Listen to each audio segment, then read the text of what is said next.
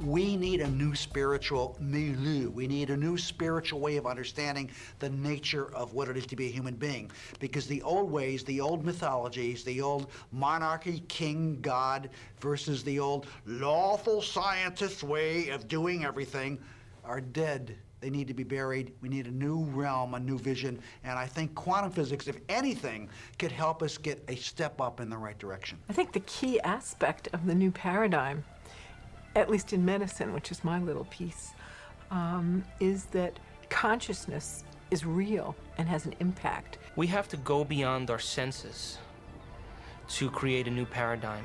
It may very well be that what's going on inside of you, in your brain, in your nervous system, in your nature of observation, how memory works, how mind works, it may very well be that what is happening there is some kind of observer-matter interrelationship, which is indeed making things real for you, affecting how you perceive reality. It's not changing the reality out there. It's, you know, you're not changing big chairs and big trucks and bulldozers and rockets taking off. You're not changing those, no.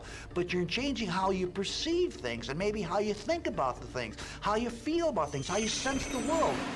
The infinite information that the brain is processing every single second tells us that there's more to the world than we're perceiving.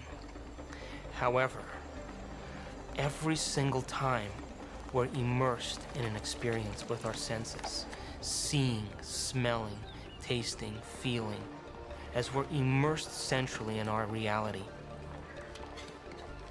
We know nothing about reality, and all of our sense of so-called reality out there is filtered through our sense organs. The brain processes 400 billion bits of information a second, but we're only aware of 2,000 of those. That means that reality is happening in the brain all the time.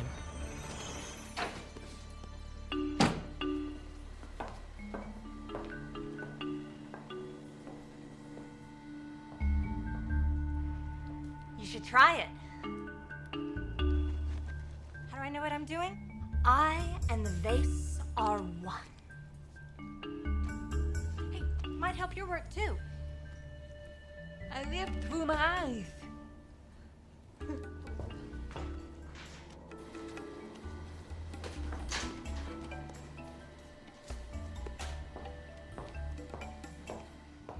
Acting in reality.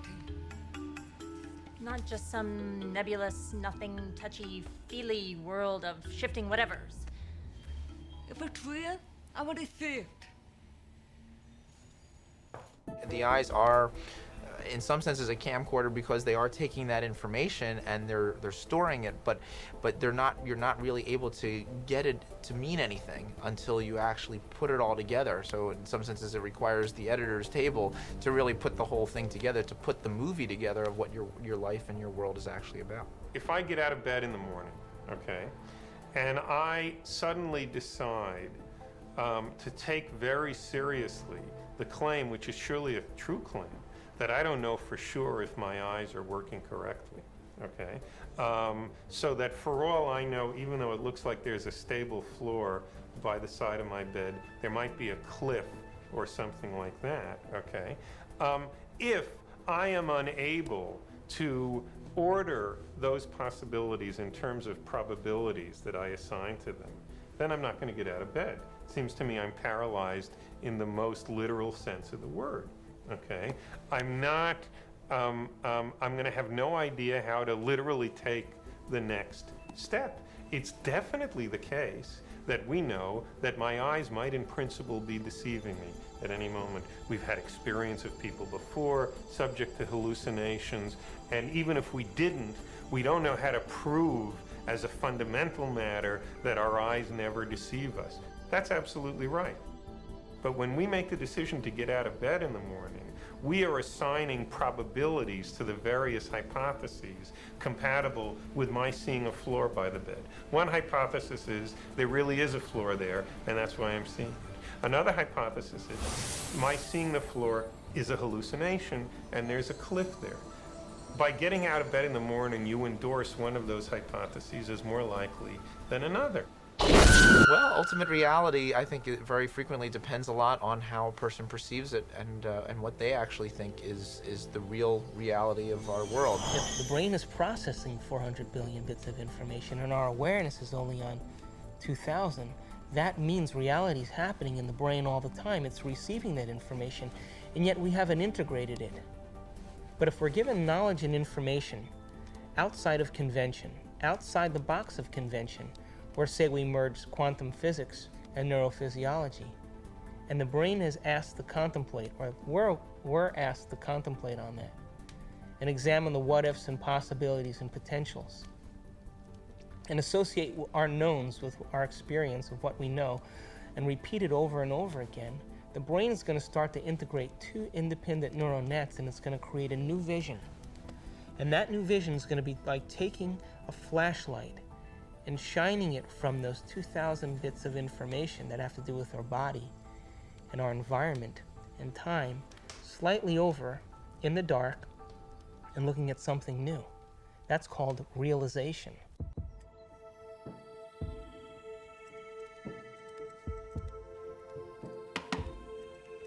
You okay? I heard you scream earlier. Was it another dream?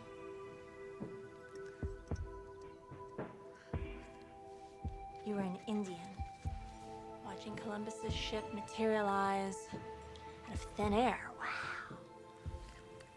And this medicine man kept hitting you.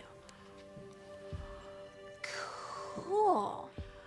Hey, maybe it was a past life, or a parallel reality, or a future life. Katria, Or maybe that dream was trying to tell you the truth. I guess it just depends on what you think is real. Maybe you should try different anxiety pills. my pills are fine, okay? Thank you. I have to go get dressed. I hope you feel better, Amanda.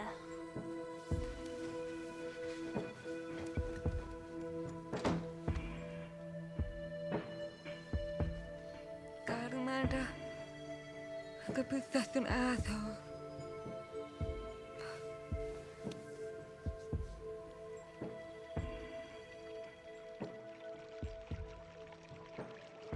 People ask me, why does quantum mechanics matter, given that it's little tiny stuff and who cares? There are three possible answers. From a practical point of view, it doesn't make any difference at all.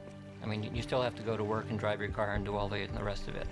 From a second point of view, it actually infiltrates everything in the world, especially the world of electronics. When you go to the supermarket and you do the scanning at the checkout, that's a quantum mechanical effect.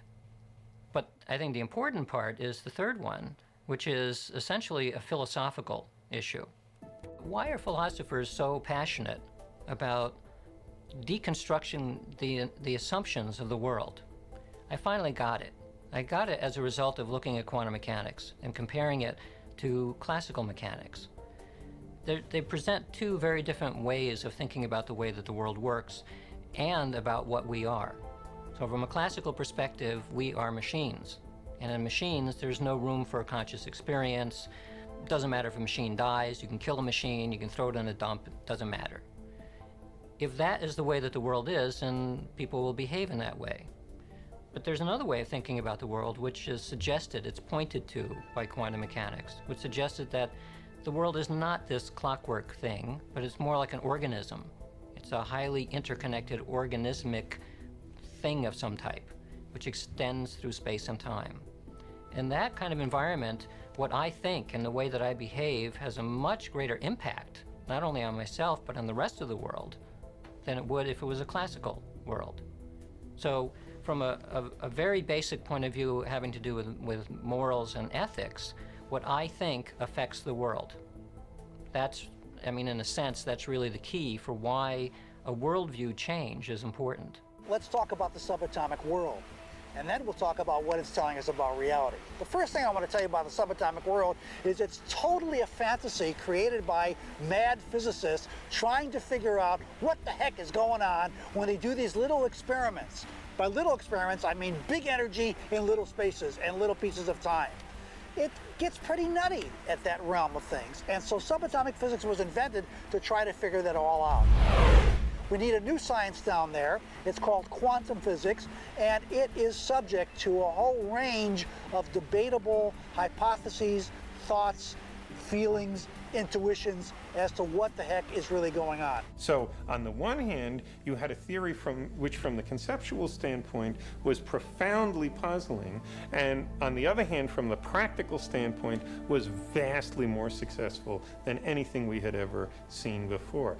This is the kind of situation that produces the tension that all of the investigations of foundations of quantum mechanics are feeding off of since then. Because on the one hand,